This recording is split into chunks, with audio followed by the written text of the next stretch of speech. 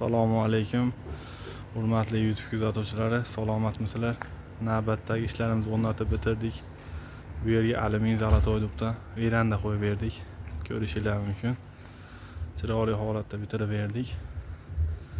Oynalarni 2 qavat yo'dviga olib qilib, taglarini alikafon solib bitirdik. Bu yoqda mana eshik romlarimiz o'rnatilgan. Romlarimiz Akfa Plus bo'ldi. Patagonnik oynalari 2 qavat. Oynalari ham yo'dviga oq. Bu yerda mana eshigimiz bor, 2 qanotli eshik. Ko'rishingiz mumkin. Eshiklarimiz ham uchkalari turayotgan uchka. Profillari balkon profildan bo'ldi. Profillari laminatsiya ishlangan. Ko'rishingiz mumkin, mana kraska emas, laminatsiya bo'lgan. Uchkalarni ham ko'rishingiz mumkin. Oynalari ham yo'dvi. Ichki holatlarini ham ko'rishingiz mumkin. Ichki holatlari mana kuzatuvchilar. Romlarimiz yonga pastga ochiladi. Ikki taraflama mana fortishka hisobida. Ko'rishingiz mumkin. Patagonlarimiz mana Tayho patagonlardan ishlab berganmiz, 45 lik. Pastki taraflarni ham ko'rishingiz mumkin mana.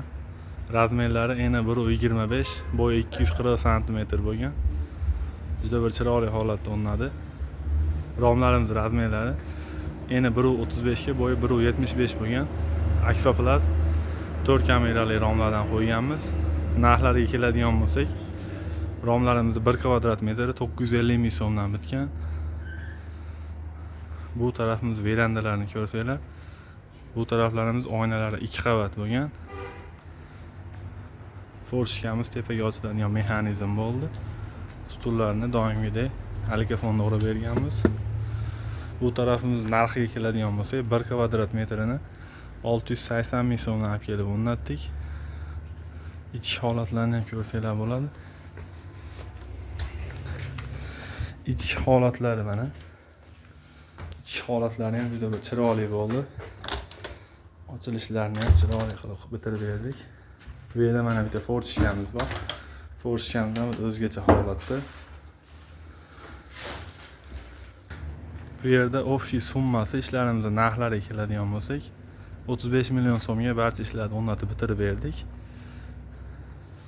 Kimga shunaqa xizmatlar kerak bo'ladigan bo'lsa, aloqaga chiqasizlar.